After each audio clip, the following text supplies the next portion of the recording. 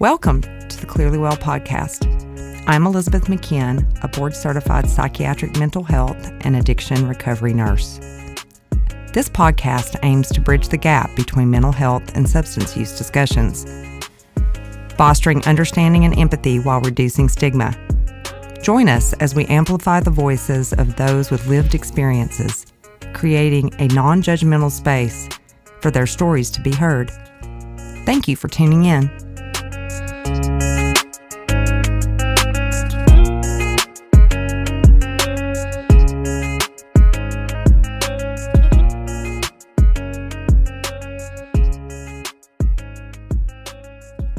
Hello, my name's Elizabeth McKeon, and I'm here with the Clearly Well Podcast. We're live at the Georgia Capitol for the American Addiction Recovery Association announcement, live on the south stairs of the Georgia Capitol. Today, I have April Biagioni with me with Healthy Georgia. It's a little loud in the room. April, go ahead and introduce yourself, and then you're going to take the Did You Know today. Oh, fantastic.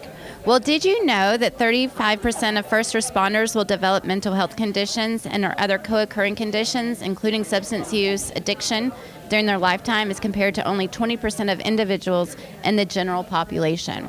Oh, wow. No, I did not know that. Did you also know that Georgia is the only state in the nation with a mandated support service for all first responders? Well, I was just told by the interview with the NPR lady, and I don't know her name, poor NPR lady, but she was just talking about how behind we are in Georgia. So that's really, I think, an important fact that you just gave our listeners today. Yeah, and we actually have one located in Augusta, Georgia, and it is called the Valor Station. And it understands that the duty of first responders exposes them to a variety of traumatic experiences. That's so cool. Yeah. Yeah. Well, tell me a little bit about you, April. So, I'm April Biagioni, and I am thrilled to be here and hear what the Georgia Council for Recovery has to share with us today. I have a background in prevention sciences from Emory University and a degree in communications, and my passion for public health and helping others has been the driving force in my life and career. For the last year and a half, I worked for the CDC Foundation on the Overdose Data to Action team, where we supported peer-led recovery efforts nationwide. And now as the executive director of Unite Rabun, our mission is to enhance community well-being in rural communities by addressing the social determinants of health. We strive to unite and empower individuals by fostering community connections, providing safe recovery education, and ensuring equitable access to resources. Our focus is on the health and resilience of Georgia's rural communities. Listeners, we value your support in this endeavor. That's so awesome. I love that. I just love that. And I actually get to work with April occasionally. So you're in town today for this, I guess, right? Yeah, this is exciting news. It was so exciting. And it was awesome to get to see you here today and have you do Did You Know? And I guess our listeners are going to notice all of the chatter in the background, but we're actually in one of the boardrooms here by the south stairs at the Capitol. So there's just a lot of excitement in the room, a lot of folks talking about what's going on in Georgia. Hey, Jeff, I just wanted you to introduce yourself as founding member or one of the founding members for the AARA and just tell me a little bit about it. Sure. So I'm Jeff Breedlove, and I'm a person in recovery myself. I was in active addiction for 30 years, and I've been in recovery for 7. And those entire 30 years, I worked in government and politics. And so I believe in the power of policy and the power of people shaping our own destinies through government and businesses. And so over the past 7 years that I've been in recovery and 5 years that I've worked at the Georgia Council for Recovery, I saw a need nationally to do 2 things. Unite families and survivors of addiction together, because that makes our voice stronger.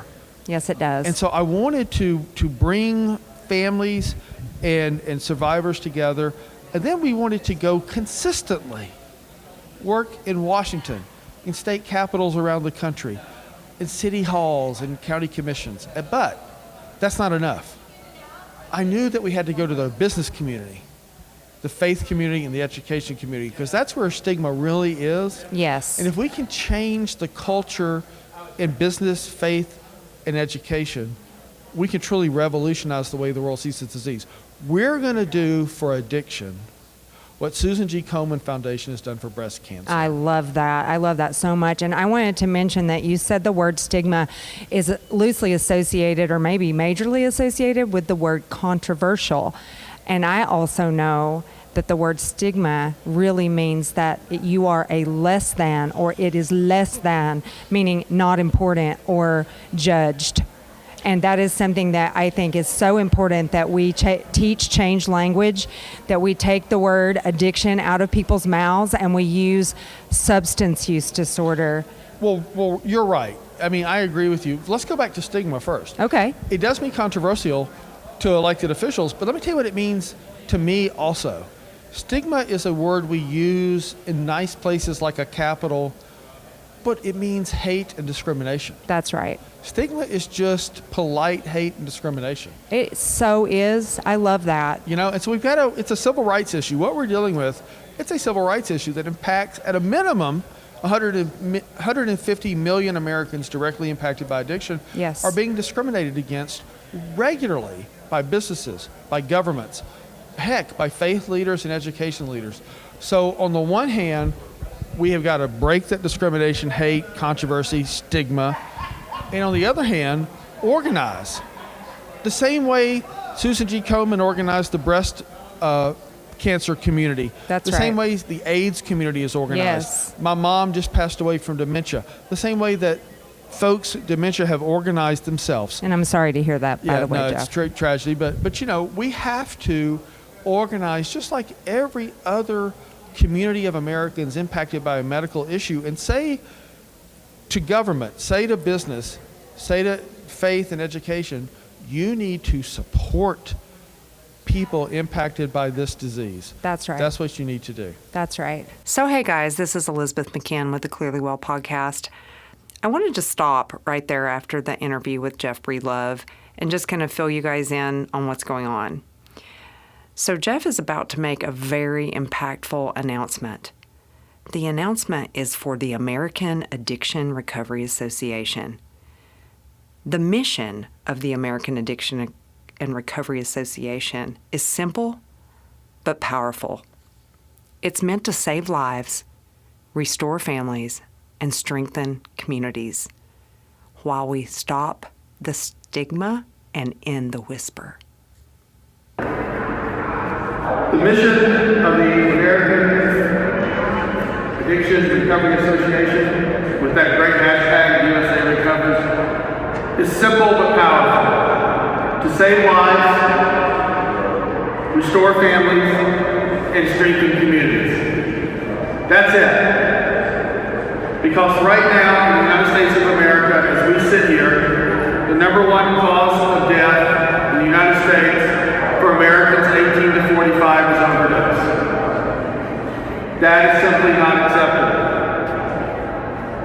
When you say 18 to 45, that doesn't mean it's starting at 18. Let me tell you what it means. It's starting in our high schools and middle schools. We had a school in Gwinnett County recently where 6 students overdosed and died. In Gwinnett County, Georgia. That's not acceptable. There's some 29 million Americans in recovery according to the federal government, and some 46 million Americans in active addiction. I'm not good at math, but that's about 75 million Americans. Now, we believe in the power of family. Now, if you do a multiplier of just 2, a conservative number of family members, there's more for some and less for others, but let's just take 2. Y'all, that's 150 million Americans directly impacted by the disease of addiction. Directly impacted. This is not another policy issue for Washington or state capitals or county commissioners or city councils. This is an American epidemic. You can clap. The federal government tells us that there's an average, it's just an average, of 200 overdoses a day in the United States. What does 200 mean? It's a number. So we stand here in our capital, we got 200. Y'all go, okay. Well, Congressman Buddy Carter, he tells us that that's a 737 plane crashing every day. And Congressman Carter says, if we were at an event, he says, in a plane crash, he said, we'd all go, well, that's tragic. And if we came to the same conference the next day and another plane crash, we'd go, ooh, that's odd. And if we were at that conference on the third day and a plane crashes, Congressman Carter says, we demand the president take action. We demand that Delta give us our tickets back because we don't want our moms and sisters and wives and husbands and fathers and sons to fly. And if Delta didn't give us our money back, we demand laws passed that Delta has to give us our money back because no one's going to get on planes that are crashing every day. But as a nation, we're not acting as if 200 people are dying every day. So enough is enough is enough. So we will go to Washington. We will go to every state capital. We will go to as many county commissions and city councils as we can. And we will either say thank you for standing with us, passing laws and providing funding and rules and regulations that support us, or we will ask you why not and what you're going to do about it. It's not for us to tell you, it's for government to decide. So I have just pulled a young man out of the room, the big room of chatter. So what did you think today? Would you like to introduce yourself and tell me why you're here today? I'm John Langston. I'm a person in recovery, and I am one of the principal partners for AARA. And what does AARA stand for? American Addiction Recovery Association. Well, that is so awesome. I am so privileged to get to be on your board of governors as an advisor to your team. So thank you for introducing yourself for our listeners at the Clearly Well podcast today. And I want to encourage our listeners to go to the American Addiction Recovery Association website, social media page, and use the hashtag USA Recovers. Also, speak out. Speak out on every social media platform for this organization. Thank you, Jeff. Thank you so much. Well, we're recording. So, hey, Scott. Hey, how are we doing? We're doing good. So you're live on the Clearly Well podcast. Excited to be here. Really excited to be here. So we're here live at the Capitol, as our listeners know, for the American Addiction Recovery Association. Tell me what that means to you. What it means. Well, let's just go with the best way to explain it is eliminate the whisper. That's right. And I am done with the whispering about addiction. What does that mean? The stigma, Yes. the shame. Everyone's afraid to talk about it.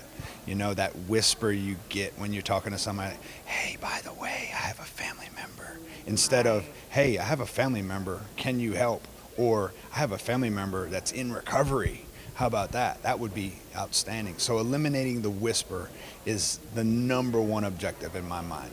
Well, I know you as Coach Yes. from UGA football. That's right.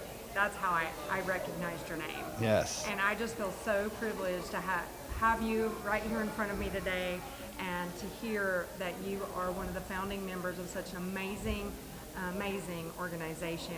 And I am so blessed to be on your board of governors. Yes, and we're grateful to have you. You know, when I found recovery, I knew there was something more than football. You know, I knew that God put me here for something bigger than football. I always say God puts people together in a room, you know, and what I have noticed since I've been doing this, and I've been working in the addiction and substance use disorder space for about 12 years, but also work in mental health, which they belong together, right? Yes. And that's a lot of what the Clearly Well podcast talks about, is the fact that those two diagnoses belong together. They should never be separate.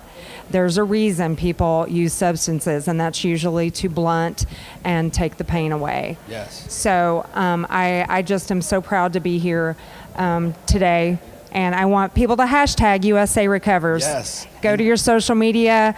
For the AARA, I'll say it again, the American Addiction Recovery Association. Yes, and you're going to find us on social media as End the Whisper. Ooh, I Yes, like that. End Now, the is that a Whisper. hashtag? I don't know if it's a hashtag. Well, you should make it one. Well, come on. Let's do it today. Let's do it. Let's do it. So say what you say. That's right. Say what you say. Say what you say. And but End the Whisper, and then also endthewhisper.com Okay. to find out more about us and to see how we are doing this, because it's exciting. It's so exciting. I'm so blessed to be here today. Yes. And thank you so much for being on the Clearly Well podcast. Yes, today. grateful to be here. All Thank right, you. Thank you. Awesome. You were worried when I was putting my coffee down, huh? You're like, Well, "Where'd you you're go? not Where'd like you on a go?" film. Yeah, Where'd you go? you're Where'd you good. go? All right, Sean, I think that's it. Because I think we're going to have to peace out. Okay, great. Hey guys, so that was pretty fantastic day at the Capitol, and just so blessed to have been a part of the American Addiction Recovery Association announcement at the Georgia State Capitol. Gosh, a big victory for 150 million Americans impacted by addiction. To have our medical issues discussed at the largest platform in the world is a blessing.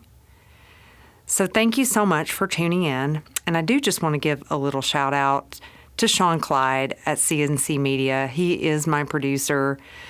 He is pretty fantastic. And that was just, we had a little outtake at the end there of the podcast live, just kind of hear Sean's voice in the background where I said I was peacing out.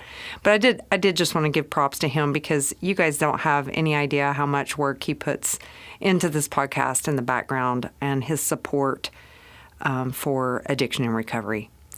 So thanks, guys. Thanks for tuning in to the Clearly Well podcast. So as I wrap up today's introductory podcast, I want to state that please do not substitute this podcast for professional therapy or treatment. The content shared here is for informational and entertainment purposes only. We do ask our listeners to respect the diverse experiences of individuals and refrain from passing judgment. If you or someone you know needs professional help, please seek the guidance of a registered and qualified mental health professional. Clearly Well is brought to you by Healthy Georgia and produced by CNC Media.